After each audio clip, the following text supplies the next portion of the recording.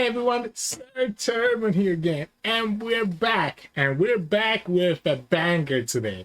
Today, Riot released the patch notes for patch 4.8, and how it is a tradition in our channel, today we're gonna give you a patch notes breakdown, and then 15 deck recommendations for you to try out when the patch goes live tomorrow, Wednesday. Now, this patch is actually the biggest patch in Runeterra history, and I was not expecting that at all, like whatsoever. Like Riot kind of just hit it out of the park with this. I didn't know what to expect, but this is definitely what I was not expecting at all. So I'm very happy that Riot ended up taking this approach for this big patch. So today we're going to spend most of our time going through the patch notes, and depending on how much time I have left over, I do have the 15 decks that I crafted and built for you all to try out tomorrow. Those are going to be at the end of the video, so you can just skip to that if you're interested in that. And depending on how much time we have on the video, we either go like really quick 1-minute introductions to each deck, or we can do a little bit more, couple minutes, right? So, but anyways, patch 4.8. Wow. Not only this is the patch, by the way, but remember that with this patch, we also have Eternal Ladder returning. And Riot actually kind of does both Eternal and Standard changes into the follower, champions, units, etc. in this patch.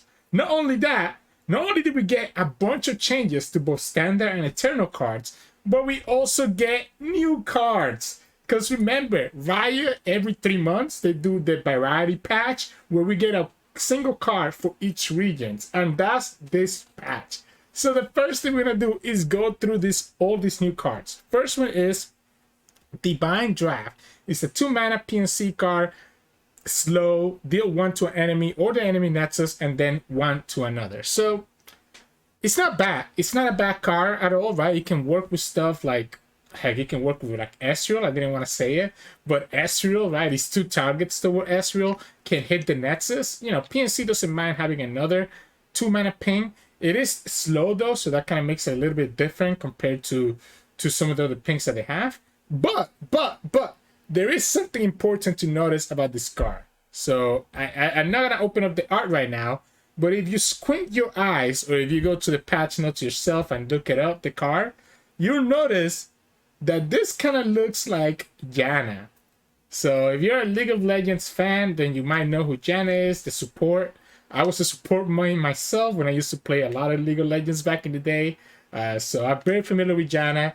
It looks like it might be part of the next set of champions that we might get might get next month. So yeah, kind of cool, a little bit picked there.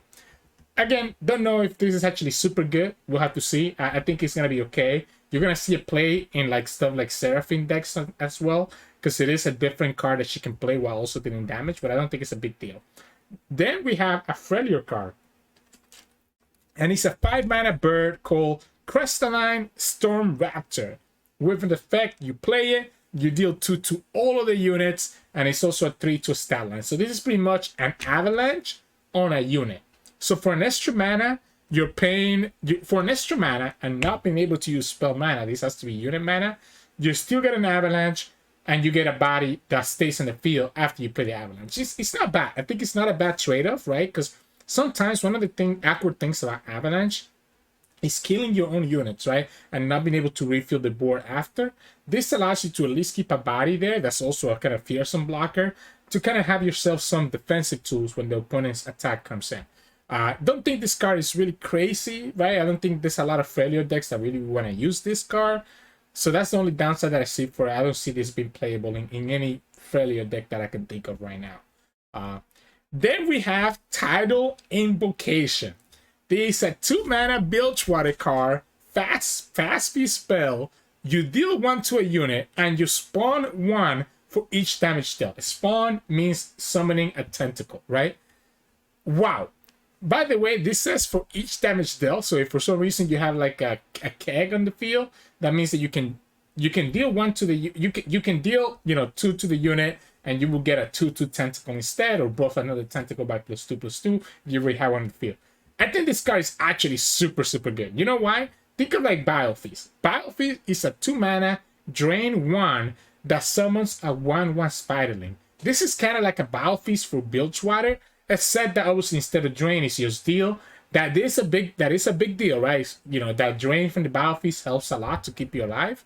Not denying that, but the fact that you can literally play this like Illaoi or any other Bilge Rider and be able to have like a tentacle blocker or even buff on a Sitsing Tentacle is pretty nice. I really like this card and could see this card being used in a lot of Bilge Rider, especially a lot of Illaoi decks as a 1-mana ping that could potentially give you a blocker to follow up with. So I think it's a cool card. I like it. A little bit expensive, but again, it's kind of like Battlefields. That's what you gotta compare it for. And Battlefields was seen play like before it got rotated.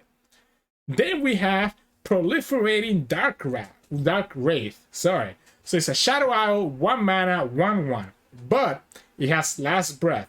When this card dies, you create in your deck an exact copy of your strongest Proliferating Dark Wraith that's in your deck. And then you double the stats of Proliferating Dark Winds that are in the deck. So the way that this card is going to work, if you want to make a deck completely built around this, is that you're going to be copying this Dark Wraith into your deck, right? And each one is, and the ones in your deck are going to become stronger and stronger. So let's say you have 3 of them in your deck, you draw 1 of them, so you're left with 2. When the one that you drew and played dies, you get another one in your deck, so now you're back to 3 of them in your deck, and all 3 of those are now 2/2s instead of 1/1s, right? Now, it can start like exponentially getting worse and worse, right? Because then when you draw another one, now the same thing happens. You get a copy in your deck, and you're back to 3, but now instead of being a 2/2, they're going to be 4/4s, and then 8/8, and 16/16. So you kind of get the idea. All you really need is just a couple of Dark Wraith to die for the Dark Wraith in your deck to become really good. Now, is this card broken or anything? I don't think so, because the problem is that you still have to draw that Dark Wraith, right? And it's kind of like a delayed gratification, right? Because even though when you lose your Dark Wraith, it's only buffing the ones in the deck, not the ones in your hand. So you have to wait until you get another one from your deck to really start seeing the benefits of the stats being doubled. And I think that's what kind of makes this card more like a meme card. But, you know, I'm excited to see what some of the meme deck makers out there come up with this Dark Wraith. But I think it's a cool design of a card, something different, even if it's not necessarily going to be like super strong. Maybe if you had like a keyword like Fearsome, I could see it actually being impactful. And then we have one of the most exciting new cards of this patch, Crimson Banquet Hole. It's a 2-mana landmark. Allies cost 1 less. When you play an ally, you deal 2 to it. This card is crazy, in my opinion. Now, obviously, right away, the synergy that you're thinking of is going to be Vladimir, right? Vladimir and the Crimson package. That means that if you have this in the field, when you play one of your cards, you're going to be dealing 2 right away to that ally, right? While also reducing the cost of everything in all your allies by 1. So you're able to kind of throw out those units a little bit quicker and be able to actually self-damage them, which sets up your Vladimir to level up really easily and get value that way. That's definitely the synergy that you see there. I would not be surprised, though, if there is a way for this card to get broken by other things because of the fact that it says allies cost 1. There's no restriction.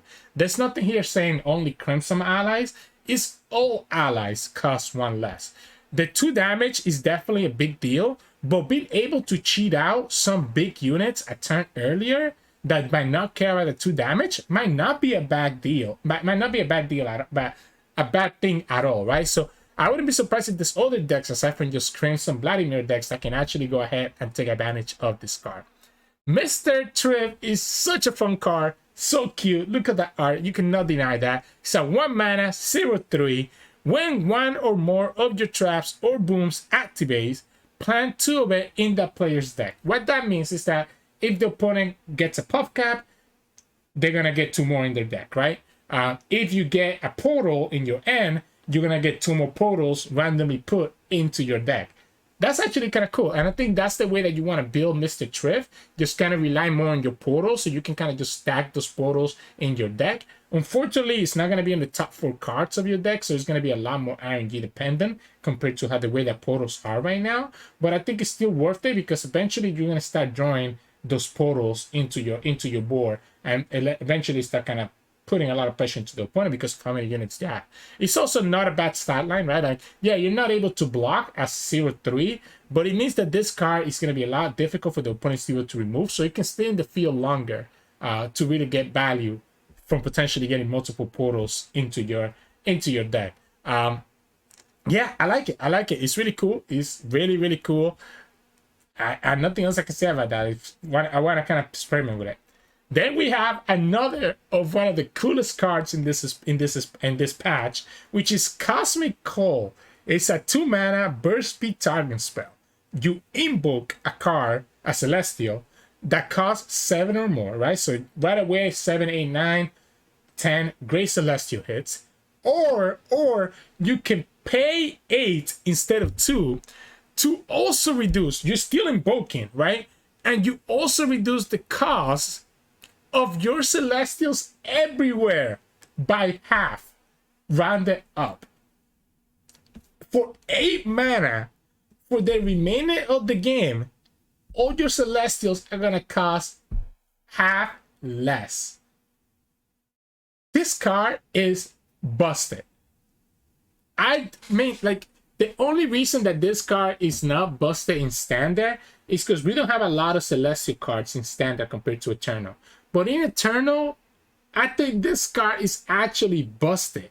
Like, reducing some of the big Celestials by half is so good.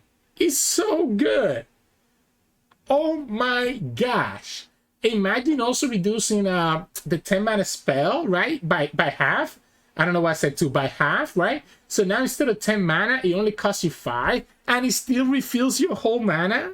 So you could literally like pay 5 for why is the name escaping me? I'm so bad with names sometimes. With the 10 mana, you can pay 5 for the 10 mana Celestial spell.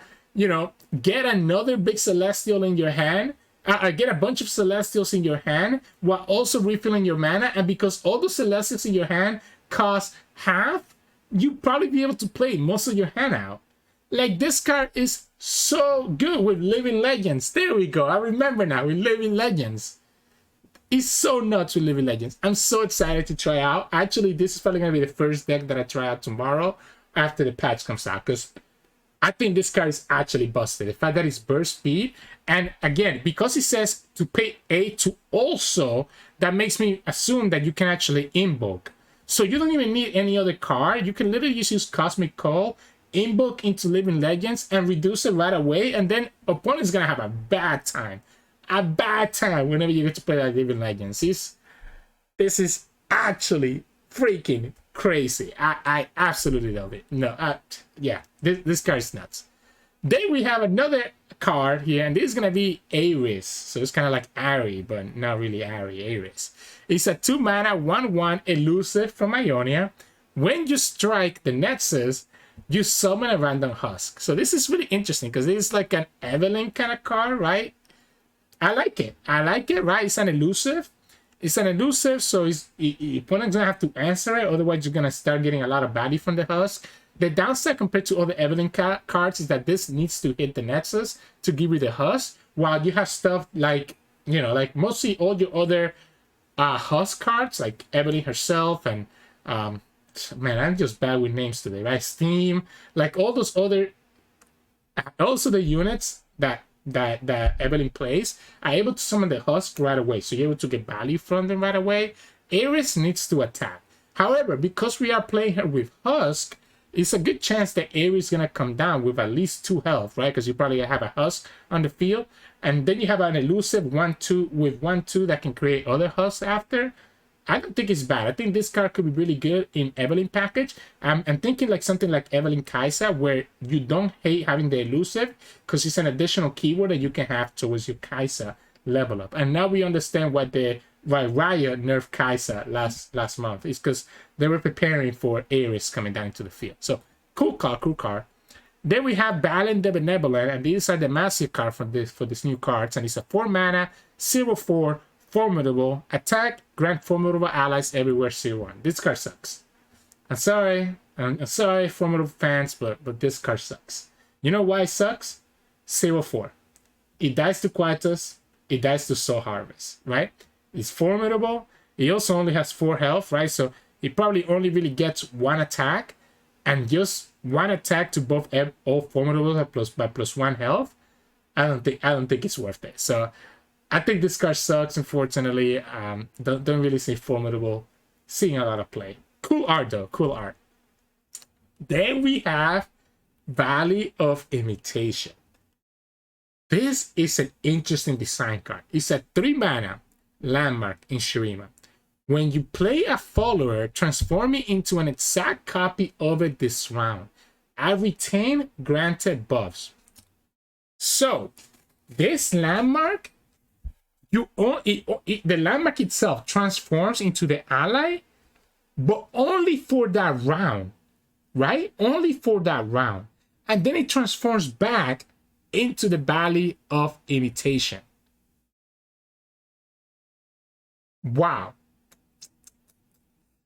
And if that unit that it transformed into has some granted buffs, you know, whatever, maybe you had like a hand buff that you granted to it, the Valley of Imitation will actually keep it so that the next unit you play transforms into, you know, the Valley transforms into the next unit you play and also still keeps the buffs from the previous unit.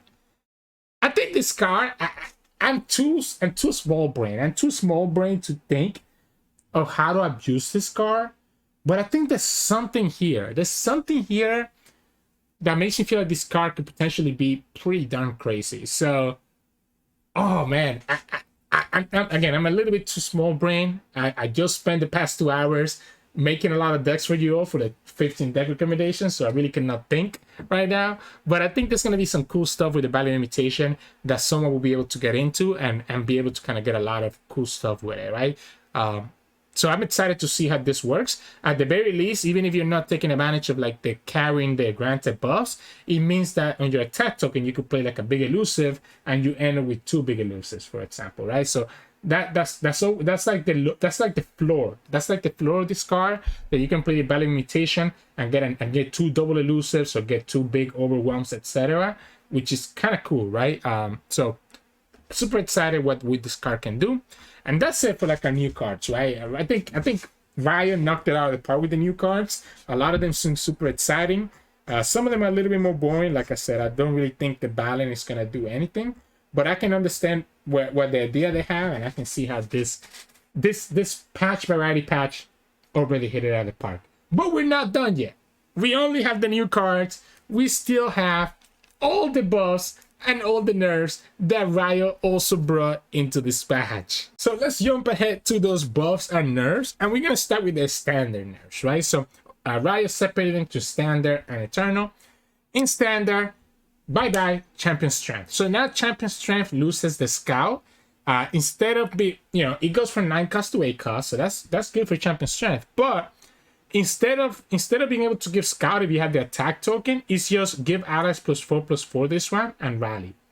So it makes champion strength a lot worse when you have the attack token, because no longer are you able to just have 2 attacks with units that are +4/+4 and scout.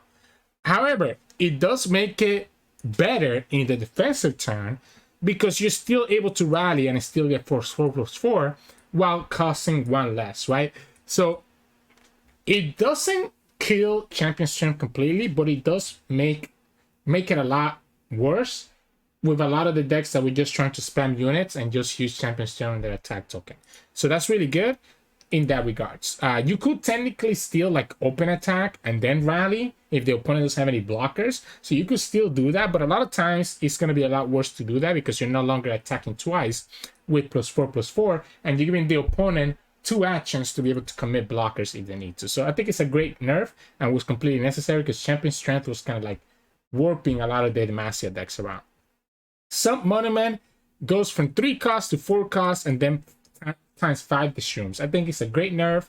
I think some Monument was doing a little bit too much for what it was supposed to be doing, right? It was buying some of these Teemo decks way too many turns, and even the elusive Targon PNC deck that you saw, it was buying in multiple turns. Good nerf. I think this card was going to be problematic if it was left as 3 costs. At 4 costs, it could still be pretty powerful, but even the times 5 might actually mitigate some of the turns that you might buy. So great nerf. Thank you, Riot. Yep. Amazing nerf here as well. Condensed to 3 costs.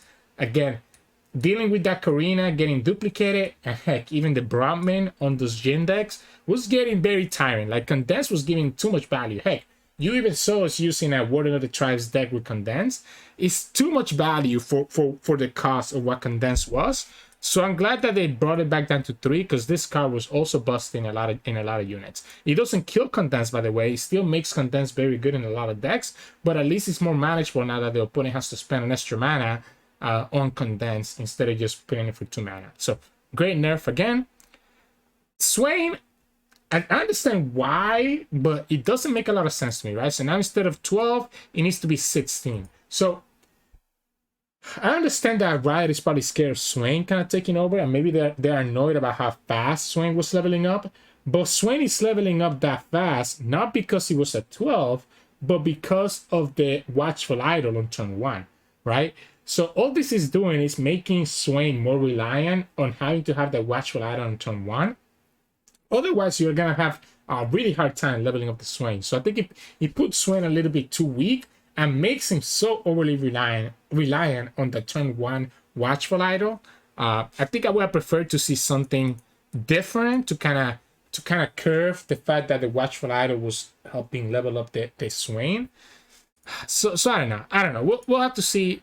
I think it's okay, fine. It's a decent nerf, but yeah, I just don't like it, right? I mean, I don't like it.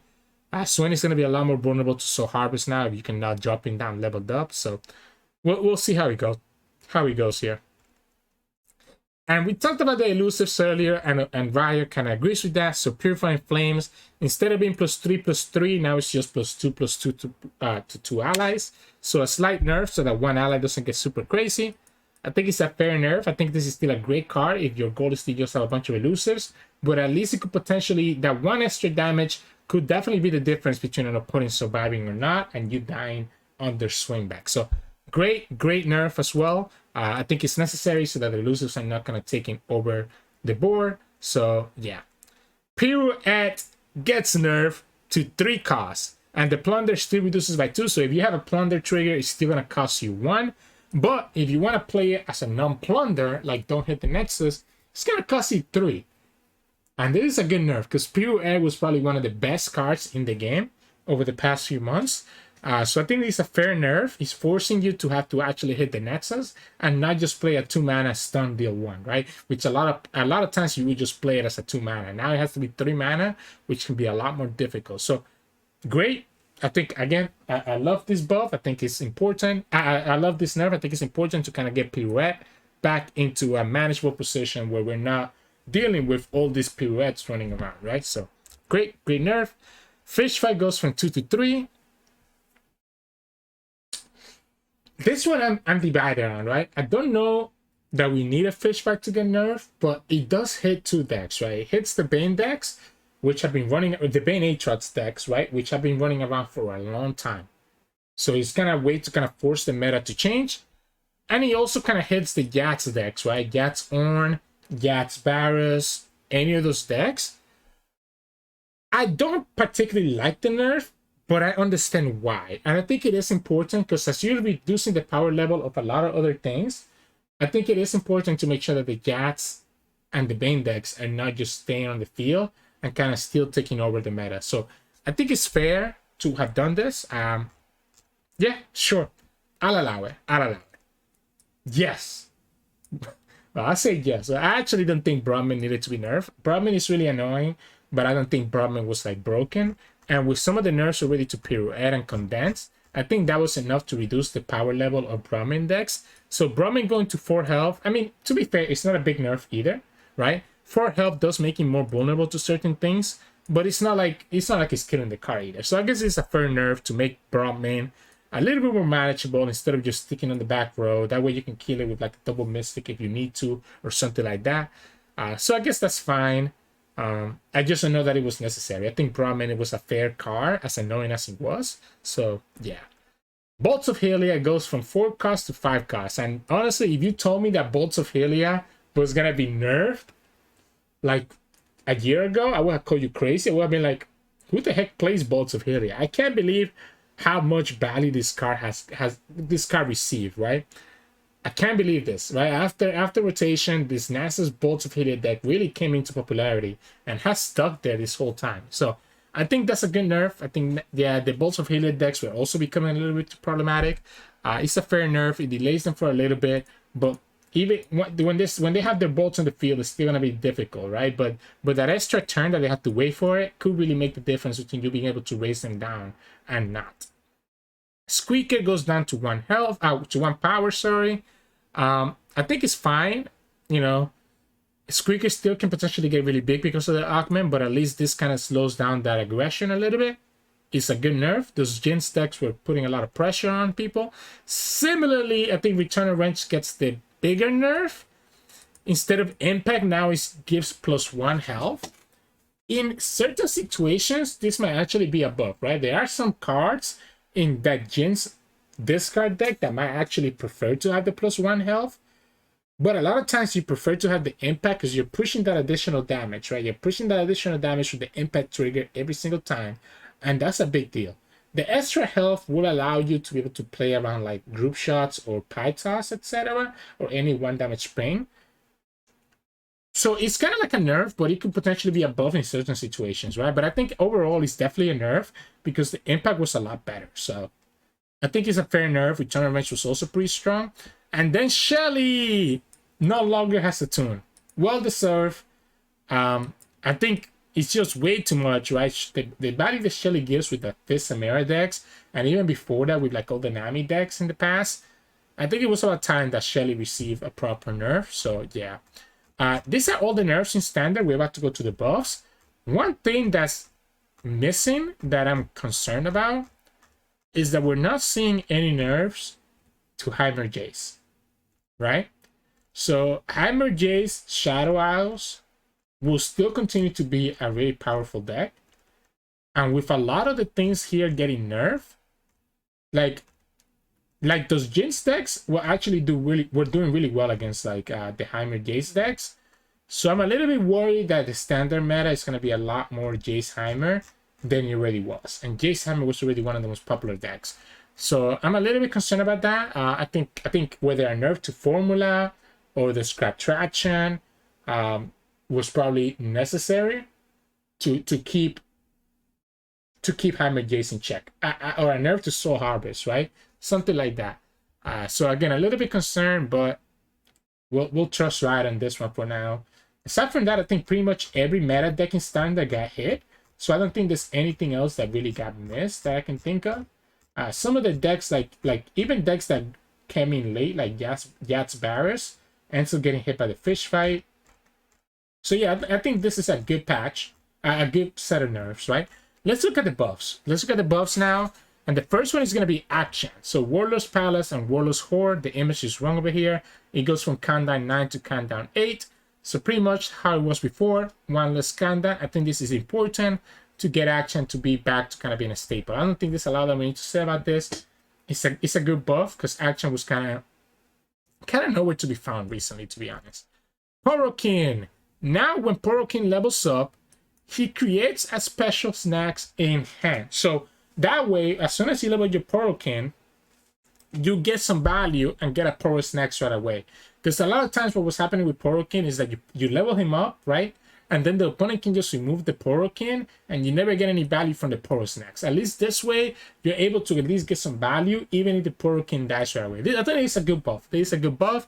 I actually think Porokin could potentially have a place in the meta now that we have a lot of nerfs to some of the powerful cards. Like, we're talking about standard here, right? In Eternal, I think it's still a little bit too weak.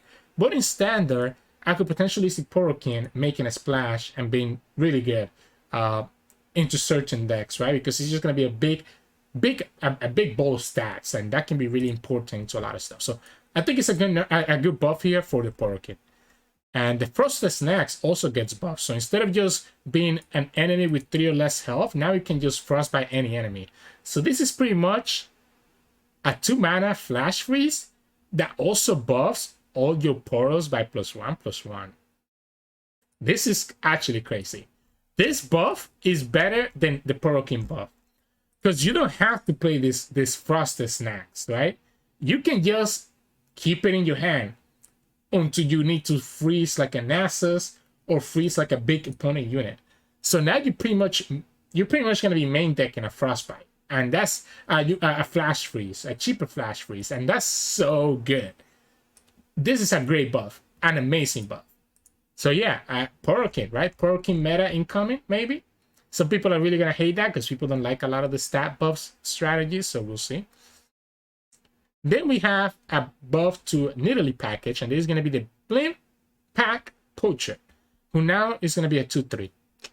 I think this is still not playable. I think it's still not playable in terms of the Nidalee package, because the problem with the Poacher is that like the little capture thing is nice, but it's only for 6 or less cost units, and then as soon as the Poacher dies, that capture unit returns back into the field. So this is the problem with Poacher, and why I don't think it's going to be played. That is just not enough. And the ambush costs 3, so you're paying 5 total, because you're playing 2 to play him as a brush, and then playing 3 to play his ambush spell. It's just not good enough. So I don't see Blimp Pack Poacher really making an impact, even with this buff. With that, Riot also decided to buff the Bristlehawk, which is another one of the Nidalee package. So now, instead of once an ally has transformed this game, grant me +1/+1, is the first time an ally transforms, grant me +2/+1. So now this becomes a 1 mana 3/3 once you transform something. Okay, I think this is fine. It is forcing this to be on the field now. I think it's fine. I think it's a fine buff. I still don't think this is gonna be playable. I think Shurima has a lot better one drops that he can play instead. And anything else from the Nidalee package also probably has other one drops that I don't see the Bristlehawk actually making an impact. So good buff, but don't think it's gonna really make a difference. Riven level 2. So each round, the first time you increase my power, increase it by twice that amount. Instead of not being increased, each round, the first time you increase my power, grant me that much power. Grant me that much power. Riven now gets the effect permanently, right? Wow. They call it a small quality of life buff. Am I reading this wrong? It says grant. This is not a small quality of life buff. This is a huge buff for Riven. Because now you don't have to commit all in on one turn. You can just slowly buff up this Riven so that she just becomes a really big overwhelm that the opponent is going to have to deal with. Wow. Wow. This is actually so good. This is actually so good. I think Riven could potentially find a spot where you can just kind of like overwhelm an opponent over multiple turns. Because obviously you have the overwhelm, you probably have the quick attack, etc., etc. The problem with Riven is the problem with any overwhelm unit that is still vulnerable to removal. So you got to be careful about that. But this is a great buff for a champion that hasn't seen a lot of play recently. Then we get Nami. And the Nami buffs are really buffs / redesign. A little bit different, right? So now instead of leveling up by gaining mana, she levels up once you have played 6+ spells with an ally Nami in play. So Nami needs to be on the field and she needs to see you play 6+ spells. However, once she levels up, she's back to her +2/+1 to the weakest other ally that is. So she gets her +2/+1 health back, right? Which was the nerf that we removed the health, but it's a lot harder to level her up. This is such a good redesign, because if you're able to level up the Nami, you still get that big, hey, we can buff up our elusives and give them a bunch of health, which is super important. But because she has to be on the field, it gives her a lot more counterplay, because she can be removed by stuff like Aftershock. She can be removed by Soul Harvest. Like, there's a lot of removal that can deal with Nami now. And you cannot just play her leveled up like you were able to do before. Like, a lot of times when the old Nami, you could play her when you were already leveled up and just get value from her before she dies. Like, even if the opponent has a vengeance, once the Nami's on the field, you could potentially spam 4 spells and just get a bunch of buffs into the rest of your units. That's no longer the case. Opponent can just kill this Nami before she levels up. So this is a great change. We're going to have to wait for Drizzle to see if Drizzle can break Nami again. But it's a lot harder. I think it's a lot harder because she has a lot more counter. Like, even if Nami becomes like a meta deck, people can just tech against her, right? Soul Harvest, Aftershock, blowback, right? Any 3 damage, any 3 damage spell that can kill this Nami could potentially be a big deal. And if anything, you can do like Vengeance if you need to, right before she levels up. Wow. Great redesign. I just didn't know that Nami would be good. Right? So I think the redesign is great. I don't know if she will be good. Again, we'll have to see. Because the other thing is that since the Nami nerfs, Momentous Choice no longer counts as 2 spells, right? So you're no longer getting that double value from stuff like Momentous Choice, right? It says you also have to play the spells. So I don't know. I think this is looking a little bit Monka for Nami, but again, it's a good change. I'm glad to see Nami giving help again. I think that's really where Nami should be to be good in this game. Sun Guardian goes from 2-2 to 3-3, and that's because of some of the nerfs that they have done to Pigeon and Samira. Oh, they actually misspelled Pigeon. Shame on you, Riot. Shame on you. I think it's a good change. I don't know that it's enough to bring Leona Samira back, because again, the Pigeon did get a pretty big nerf, and now that it's no longer Grant and it's just Gift. But I think it's a good buff. I think it's a good buff. Bring the Soul Guardian back to be a really good playable card for the Leona package. I think that's fine. We'll have to see if there's a different Leona deck that comes around instead of just aggro to really take advantage of this. This is going to be multiple dragon buffs that we're going to see in this patch. One of them is going to be the Dragon Guard Lookout. It goes from 3-5 to 5-5. Steal some effect, gives Rally if you behold a dragon. I don't think it's really going to make a difference here. I think this card is still unplayable. It's good that it has some better stats, but I still think that dragons don't really have the space to play something like this, and I'm not really looking to rally for 6 mana, right? When they can just play any other rally card that's going to be cheaper. So I don't think this is worth it. I'd rather just literally even play the 8 mana champion strength instead of having to play the lookout. So yeah, I don't think it's going to be playable. Thread the Needle goes from 3 costs to 2 costs. Wow. So just make that one spell better. Does this make this play in other decks now? Potentially. Honestly, Thread the Needle is not a bad card. Like even main deck in it. Now that it costs 1 less. I think this is a great buff. Maybe not now, but I could see a deck in the future that could actually take advantage of Thread the Needle in the main deck and actually be powerful with it. So we'll have to see if when that actually happens. Here's the second dragon buff. Straffing Strike now heals 5 instead of 2. This is a great buff because now after your dragon has been damaged a couple times, you're pretty much going to be able to heal your dragon all the way back to full. So that's amazing. This buff is amazing. Especially good once you level up Shyvana and you're getting that 2-cost Strapping Strikes. That's also healing your dragon for 5.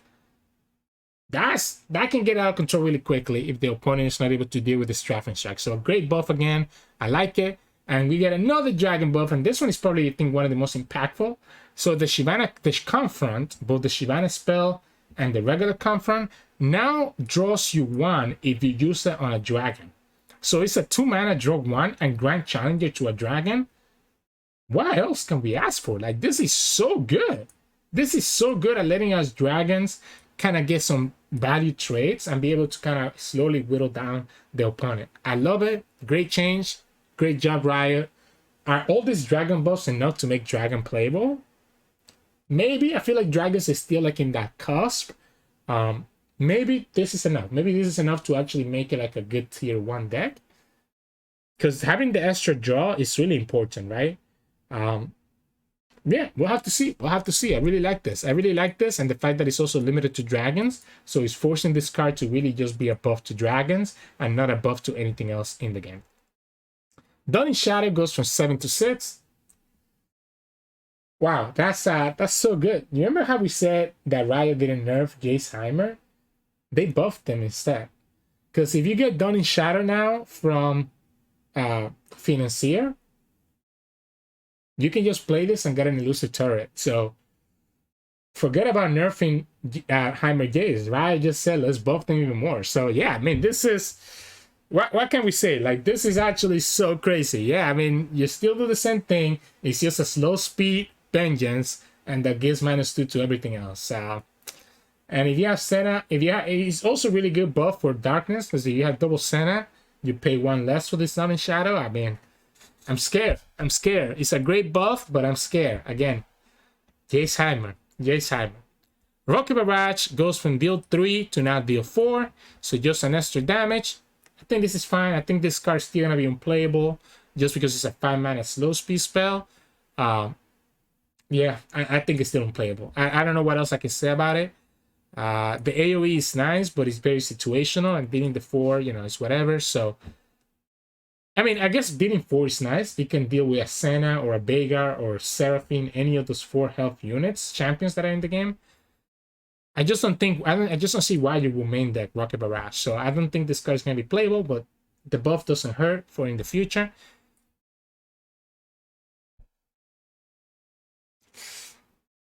Save us. Oh, save us. Oh, save us from Senna. Please save us from the Senna games. Oh my goodness. Eradication costing 5 is a big deal. Like, a big deal. This is such a good spell in Shadow Hours now. Because Soul Harvest is already, you know, 2 mana kill a unit or 3 mana kill a champion.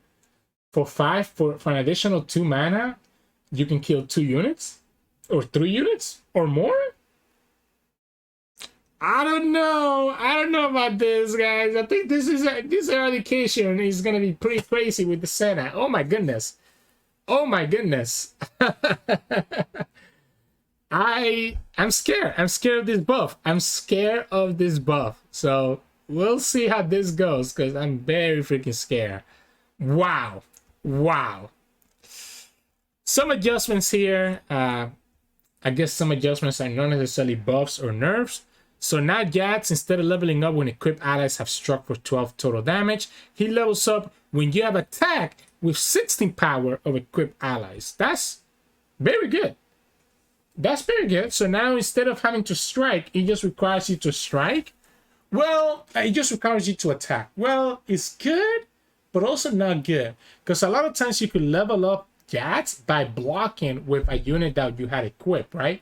The blocking no longer does that. You have to actually attack with the equipped allies.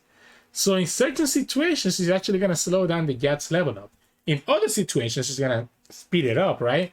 And I think that's what Riot wants to do here, right? So that you can get the level 2 Jats buff right away on the same attack that you level him up. Because the way that it will work is that if you attack, if your Jats is close to leveling up and you attack so that Jats levels up, the level up happens first, and then Jats will actually buff himself. So you kind of get like a pretty big attack. So I can see why they call it an adjustments, because it could be a buff or a nerf depending on the situation. So, all right, I respect it. And then the other adjustments are to Realm Caretaker and the Portal Scholar, which is not shown here. Is that 4 mana card that adds a portal to your deck, and then anytime a created ally is summoned, it gives it like impact, right? So both of these go from being Yodos to now being phased. I think it's good. I think it's a decent change. You know why it is a decent change? Because now they can get discounted by the Gleaming Lantern. So now you can cheat out these cards for 2 mana less if you have a Gleaming Lantern on the field. That could be really impactful. This could be really, really impactful. I like it. I like the change. It's fine. So then we go to the Eternal changes. Buffs, nerfs, and everything. Actually, it's just buffs. I think Eternal only gets buffs. So, wow. We're like 40 minutes into this freaking video, and we still have a lot of buffs. This tells you how big this patch was. So I think we are going to have to just speed run through the deck recommendations later, but let's finish up this buffs talk right here. Lee Sin, back to 8 spells instead of 10. Great. I'm so excited to play against Lee Sin again. Of course, right? Lee Sin is back to 8, but again, momentous short change should actually be very impactful. It slows down Lee Sin, so like that Lee Sin momentous choice package is not as good as he once was when Lee Sin got nerfed. Sure. We'll welcome back Lee Sin. It's good. It should make him playable again. Don't know if he's going to be busted. Wither and Mist goes from 5 cost to 4 cost. Riot just hates aggro. Wither and Mist to 4 cost. Whale to 4 cost. Eradication to 5 cost. What else? What else, Riot? What else are you going to give anti-aggro tools? Like, this is so good, right? What it costs costing 4? I think it's really good because it's draining 2 from 2 enemies. So it's great. You're healing 4 for 4 mana while also killing 2 of their units potentially or damaging them. This is a great card to use in Senna decks, Kindred decks, any Shadow Owl control deck, I think. At least like 1 or 2 of. It could be really impactful, especially if you find yourself in that kind of aggressive meta. So, nuts. The Fangs goes to a 3-2. The lifesteal is good. Hey, look at that. Another buff that stops aggro from being good. So we're back to the Fangs being a 3-2. 4 mana, 3-2, lifesteal, and Invoke. You get to pick a Celestial card. I think it's gonna be really good. It's a nice way to you can block fearsome units now with the Fangs. It's a great buff and should make its way playable to a lot of like the Celestial Targon decks. Anivia goes from 1 health to 2 health, so now you can no longer die to like Pythos, stuff like that. So at least you can actually stay a little bit more alive, or Pokestick, etc. Yeah, I like this too. I think it's a good buff. Will it make Anivia playable? We'll have to see. I don't know. Tony Toad goes from 2 costs, 1-4 to now a 3-1. So now the idea is that you can sacrifice your Tony Toad easier. It can be used to block an important unit from the opponent, like a fearsome unit. And once he dies, you get your toss 2, heal 2. That's a great buff for Deep.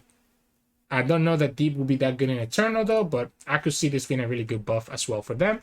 I wish Horny Toad was still in Standard, but whatever. Joan goes from 7 cost to 6 cost. Nice buff to like Yasuo decks. The problem with Yasuo decks is that you really have so many other different stone tools that I don't know if the Wind Chaser is going to be enough. I could see it being possible though, so for now, let's say that, yeah, this is a good buff for John and for potentially be able to slow down the opponent because now it's cost 6 while still keeping the same stat line and be able to still stun 2 enemies. The Winfred Hatchling goes from 4-3 to 5-4, still same effect, buffs all your other allies by +2/+2. But now this becomes a really impactful elusive that's doing 5 damage. I like it. I like it as well. A little bit late on turn 7, right? But it still can potentially have a lot of impact, right? If they made this 6 cost, it would have been a little bit too busted. So I think it's fair to keep it 7 cost and just buff of the stats. Really good buff. Should make this playable in a lot of elusive decks.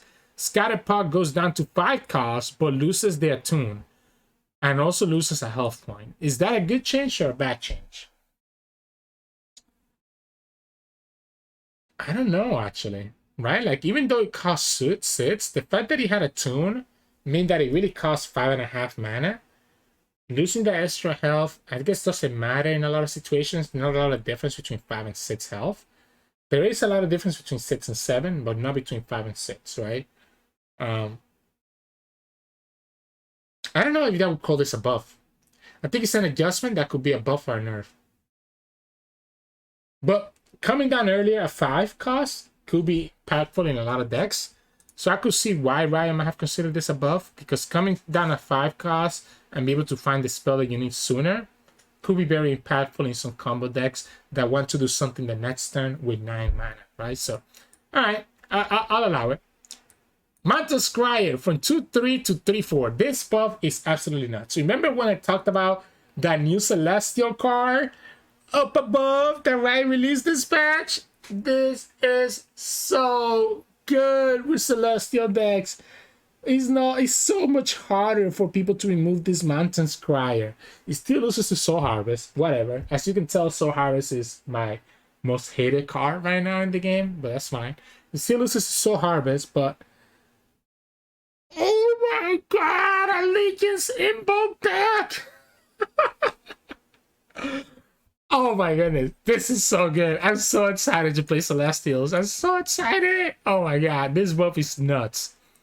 Ancient Crocodile becomes a fearsome. This is actually above the timelines, by the way, because now you can get hit by a 7/7 fearsome once the opponent transforms a cost 4 cost unit. So Not gonna be playable in any other deck except for Timelines. Crazy. Swiftwind Lancer 5/4 to a 5/5. Still don't think that this card is playable, but it's nice. It could potentially be a nice option in certain elite decks. As a nice challenger that can trade into at least 2 units. Not bad, right? I just don't know that it's enough to make it playable. The Greyhound Companion goes from a 5/5 to a 5/6. This could be a lot different though. I think this could potentially be very useful. By the way, this buff is our buffs to the redeem, right? The Lutz, it's not a Lutz spell, right? But the Demacia spell that summon a 5 cost Demacia units. These are both good buffs for that, because if you get this from that card, that's gonna be a really big tempo swing into the opponent. I don't know that it's still playable as a main deck, but I could see this being really useful as a randomly generated card. Chevalier goes to a 3/3. I think this card is also decent. Has been at the cusp of being playable. The extra health should allow you to survive and at least be able to get you value and could give you another challenger. Don't know if it's enough to make this like a broken card, but at least it's something so it can actually be playable.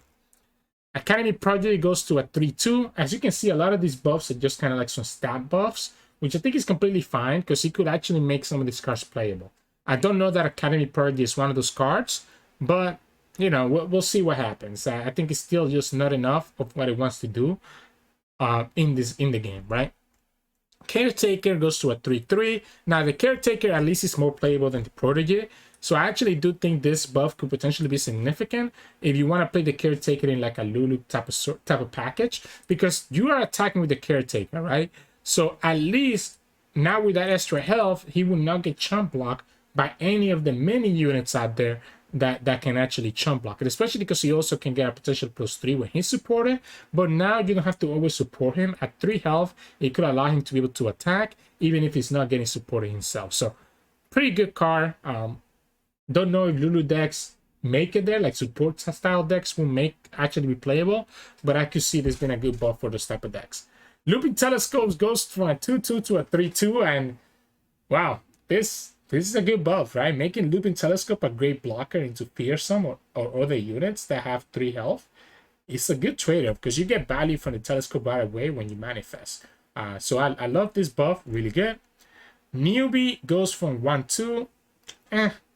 Whatever. I still don't think the Newbie gets playable anywhere because it's relying too much on the Yoro synergy, so insignificant buff.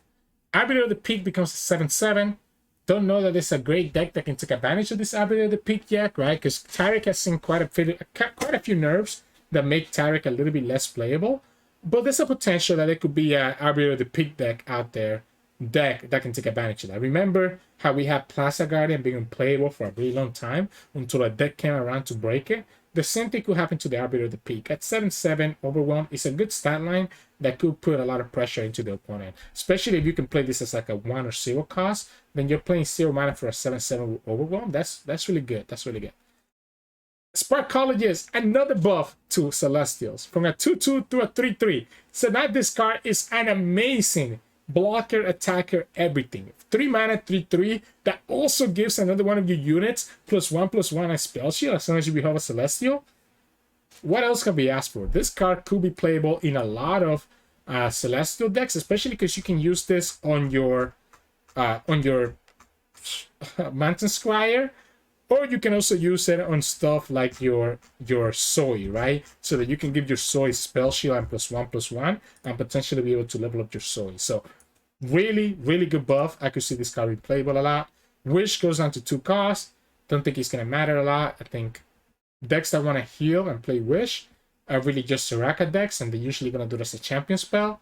I don't think this is enough to really make Soraka playable, unfortunately, as much as I hate it.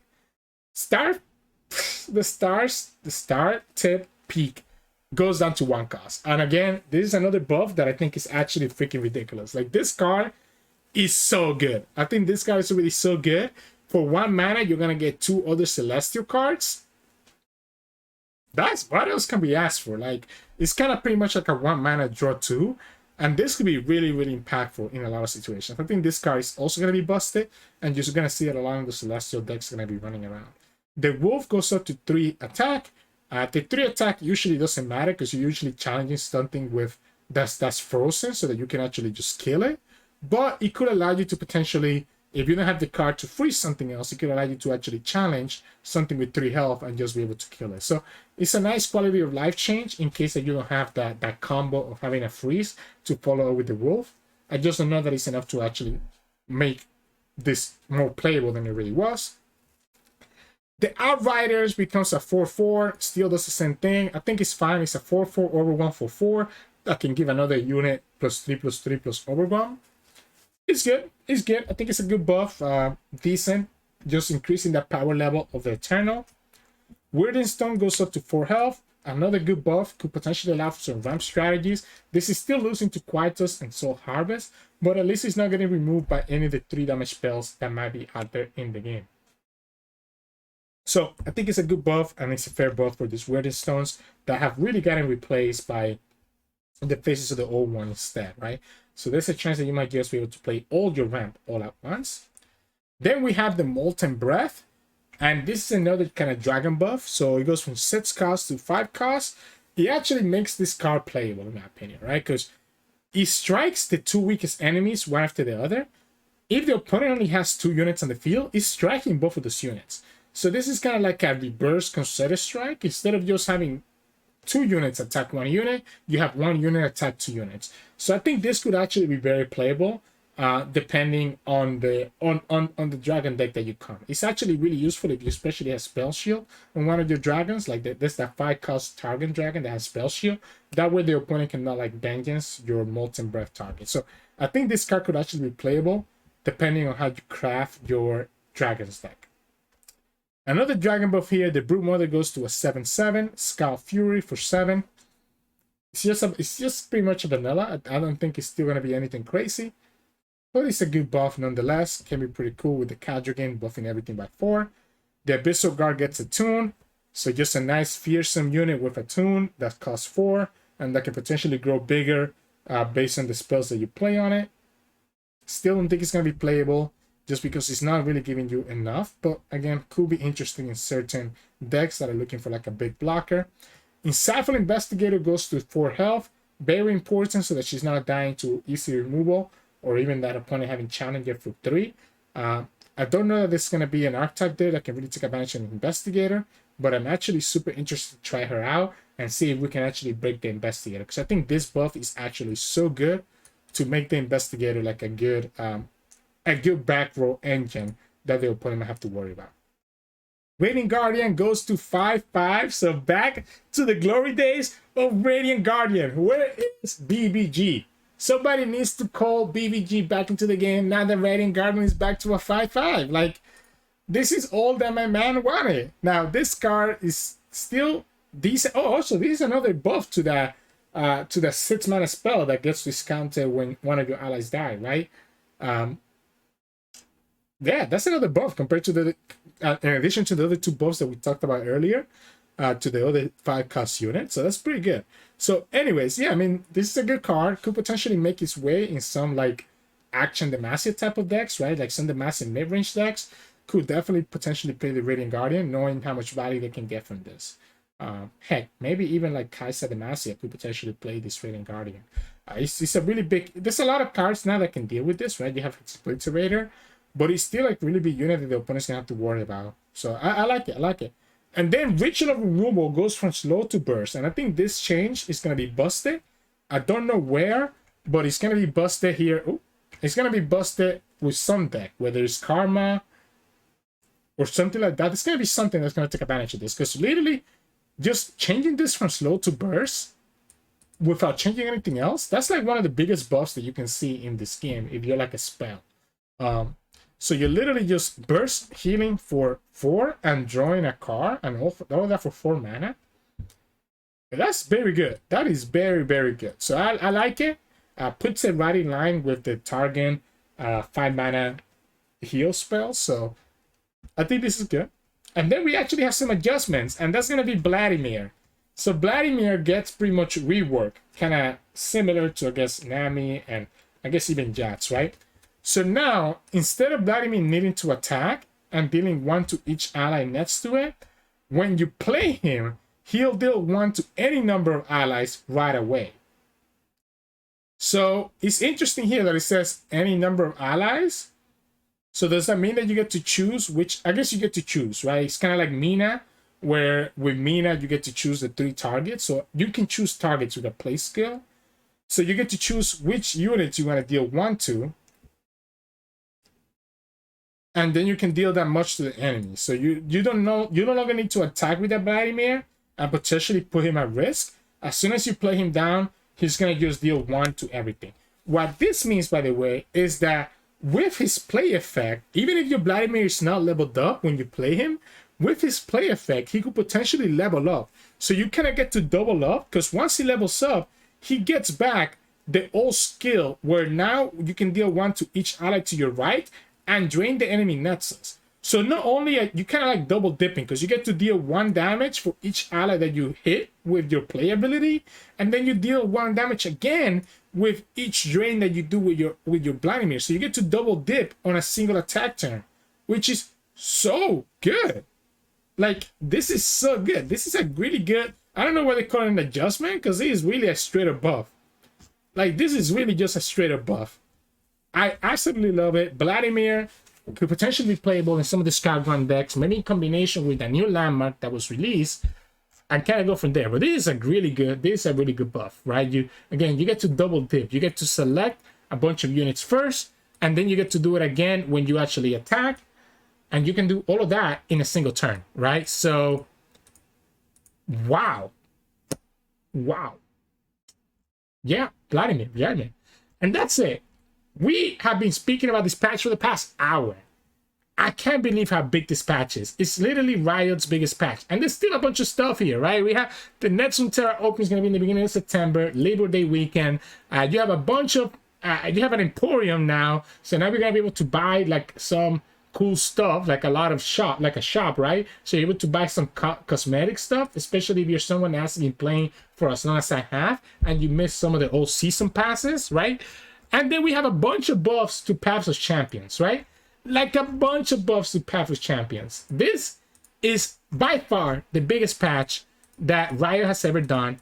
And not only in the regular changes, but also Paths of Champions and everything else. The only thing that was missing here is some cosmetics, some skins, etc. But I know Riot released a reason why they're not doing that. So it is what it is. But wow, I'm excited. I'm super excited. This patch is crazy. I'm so excited to play Eternal and try out some of these decks that we're going to recommend to you all here in the next minute. Unfortunately, I feel like we don't want to make the video too long, so we're just going to do kind of like a quick drive-by through all 15 decks so that we can try to keep this video below an hour and a half. So let's jump ahead to those deck recommendations. Now, you can find all the deck recommendations below in the description, or you can go to my Runeterra AR profile at Sir Terman and just find them here in my profile. We're so close to 1,000 followers in Runeterra AR, so you should go ahead and follow us there. Anyways, that's usually where you're gonna see our decks. A lot of times when we're posting a video, we always gotta post the deck that we're gonna play in the video right here. So the first deck that I want to recommend is gonna be Vladimir. We just talked about Vladimir, so let's talk about this one right away. Let's go ahead and put my face to the left so that you can actually see. So this is going to be Vladimir, Scargrounds, and even playing the Crimson Banquet Hall. So if you thought having Scargrounds is already greedy, imagine adding 2 more landmarks to this. So this is going to be Vladimir Crimson package with the Banquet Hall. Now, I am also playing Spirits Unleashed because I think it is important, just because you're going to be taking 2 damage. Without the Spirits Unleashed, your Blood Letter is going to die right away to the Banquet Hall. So that's why I think it is important to have that extra help with Spirits Unleashed. So it's just, again, a package of Scargrounds, Vladimir, Braun. You've seen this deck before, but now we get to add some of the new cards here with the Banquet Hall.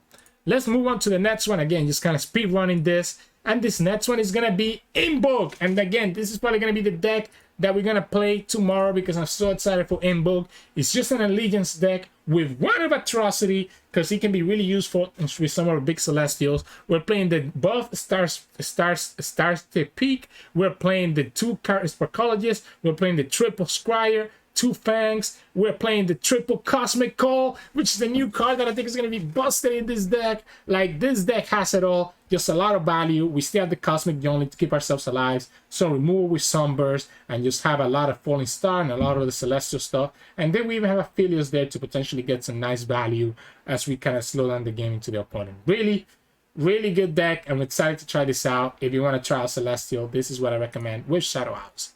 Then we're going to go to Norra. And now this Norra is because I wanted to play Mr. Thrift, right? So this is just all in on portals. This is also another Spirits Unleashed deck. So we're playing Failure. It gives us access to Trollshan to save our Norra and Harsh Winds to protect our life. But we're all in on the portals. We want to have this Master Trip on the field early and then be able to get the portals into the deck. We're even playing the Gleaming Lantern to allow us to cheat out the Scholar, cheats out the Caretaker, can cheat out the Teammaker, the Young Construct. Like, a lot of your cards are paid, so your Gleaming Lantern can get a lot of value from that. We still have the Pokestick, etc., and just a lot of draw, a lot of portals, and just try to high roll as many portals as we can as we have this Mr. Thrift on the field. So really fun archetype here, just focusing all in on portals if you want to try that out. The next one is going to be Kai'Sa Evelynn. And the reason that we want to showcase Kai'Sa Evelynn and recommend it is because we have the new card, Airis, here in this deck, right? So the idea with the Airis is that it is an elusive. So now it's another keyword that's working towards our Kai'Sa level up. And we could potentially transfer the elusive. And obviously the idea is that the Airis can come down as a 1/2 if you have another husk on the field and be able to get us additional husk for the remainder every time that she strikes, getting us a lot of value. We're even playing our old friend here, Ruin Runner, that can get that Overwhelm and Spell Shield keyword to allow us to level up the Kai'Sa even more and transfer some nice keywords into the Kai'Sa. So just a typical Kai'Sa Evelynn deck, just playing Airis as the new card. Then we go for Nidalee. Now, this deck, hear me out.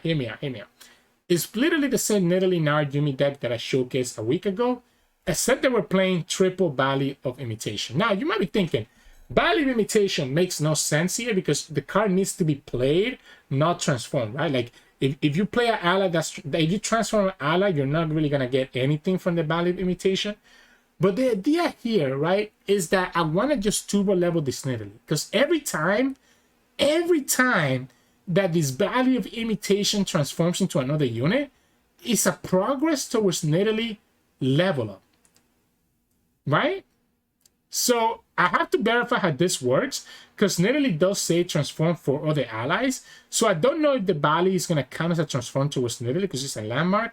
But we have to test it out. But for now, this is what I'm looking for. But even if it doesn't work for Nidalee, another idea that you can do here, for example, is that if you have this on the field and then you play your big game Tycoon on turn 7, this Valley is going to transform into another Tycoon and potentially also get the stats from getting transformed because it's going to count, it's going to like double up the stats, right? Because it transforms into the Tycoon, and because this Tycoon is here on the field, this one will get doubled up. So we'll have to see how it works. I'd be very surprised if it doesn't work the way that I think, because otherwise this card makes no sense in Shuima. I know there's probably other stuff that can make this card broken, but for now we're going to assume that it works this way.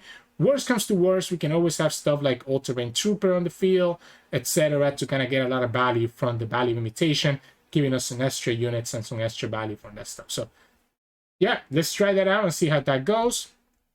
Then we have Anivia.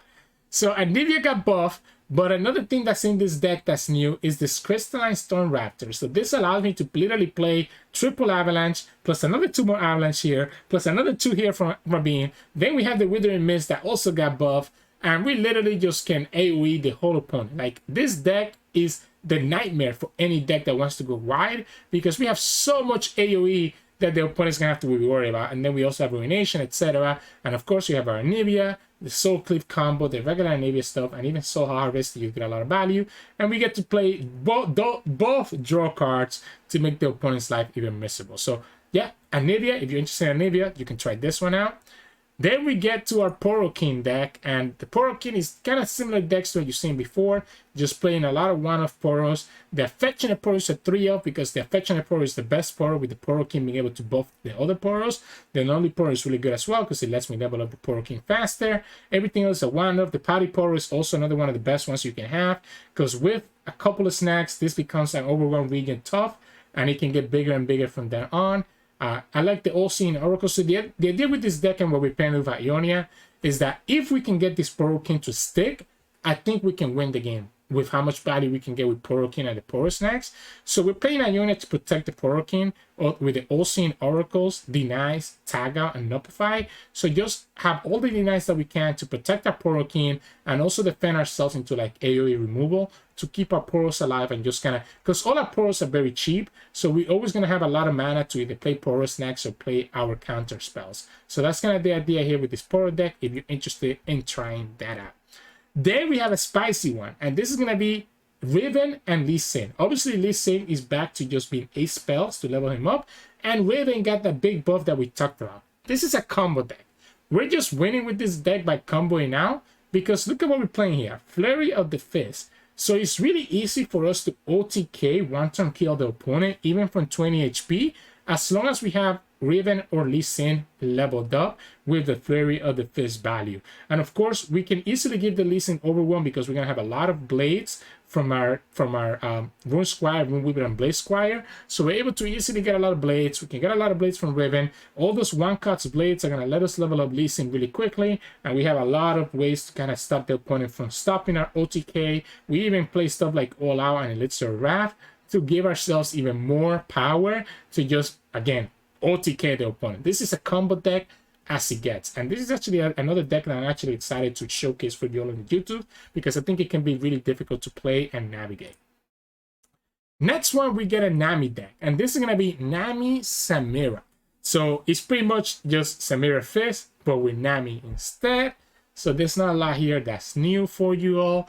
But obviously the idea here is that because Samira gets us that flare, it's a cheap spell that we can go ahead and use to try to level up the Nami really quickly as she is on the field. And obviously the Shelly still kind of lets us break the Nami in a position that she cannot get removed, and the Nami can still buff up all our other units. Even when she's level 1, she's still able to buff all our other units by +1 power, which can be really useful for a lot of these elusives, including the Inferna. It can actually potentially make the Inferna a big threat instead of just being a backline threat. So it's just Fist Samira with Nami instead. Obviously not having Fist can be a big deal because she doesn't give you that big elusive that cannot be removed by the opponent's vengeance. But this deck could still have a lot of value just because of how much Nami can buff up a lot of your elusives. So your opponent has to be careful of not letting this Nami stay alive. Then we get Dragon. So with this Dragon deck, it's going to be Demacia plus Target. We actually don't have a lot of dragons here. It's like Shyvana, Fuse Firebrand, because again, I like the Spell Shield in combination with the Molten Breath, Screeching Dragon, Eclipse Dragon, and the Cadrian. So not really a lot of dragons, but we don't really need a lot of dragons because we have the Dragon's Clutch to draw them, and we can just buff up these dragons. We have the Confront that's also got buff, the Strafing Strike that got buff instead of single combat, and again, that Molten Breath to get a lot of value that way.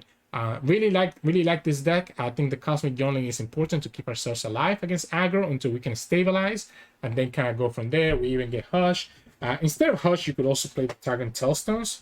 I just figured I kind of just like the Hush better, 1 mana cheaper, but the Target Tellstone could be interesting to keep some of your units alive as well. So Dragon deck here if you want to try that out.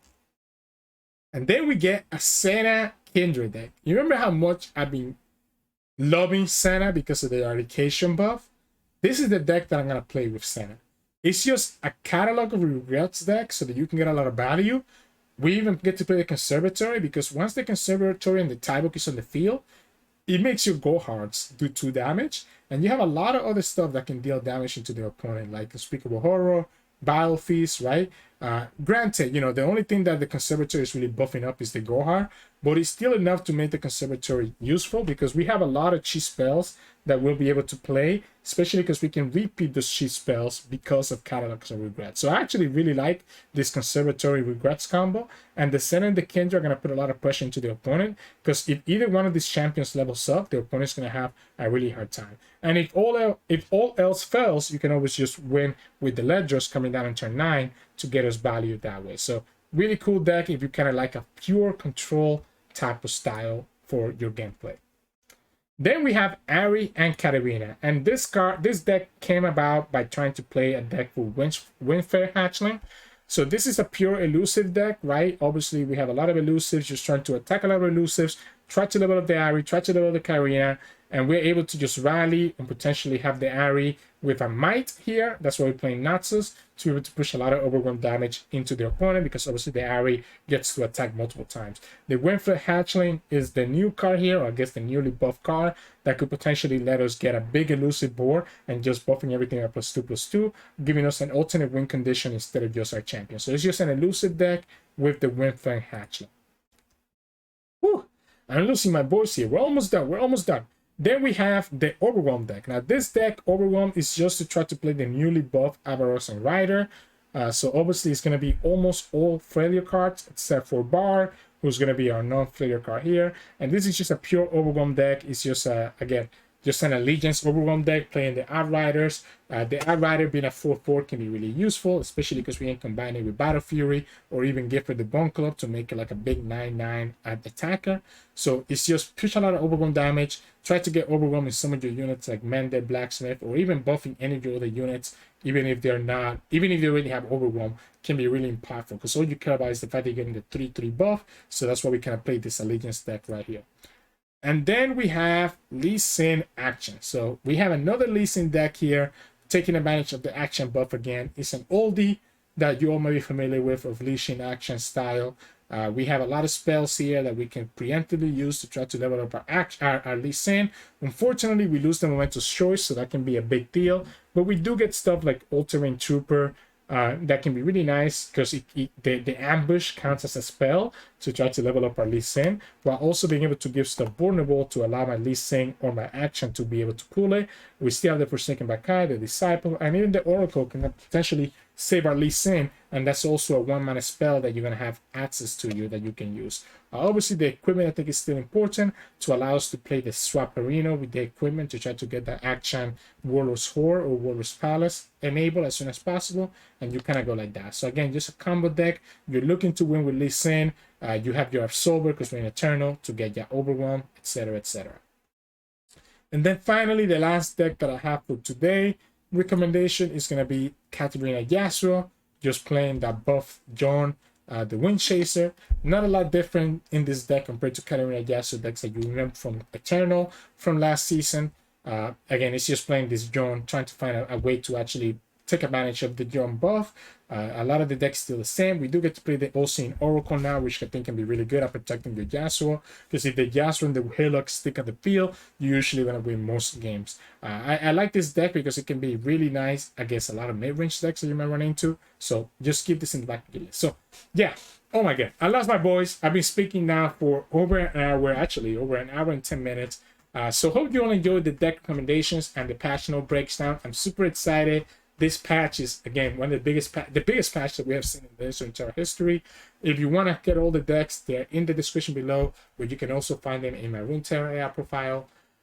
I need to go take a breather while I edit this video, so hope you all enjoyed this video today. It's a little bit late just because I have so much to talk about. If you like the video, make sure to like the video and subscribe to us. We post LOR videos every single day. You can also find us on Twitch at Twitch.tv we're streaming and then, and you can also find us on Discord and Twitter. The links to those are both in the description below. Thank you so much for watching, and I'll see you all again tomorrow for the new patch 4.8. Enjoy your day.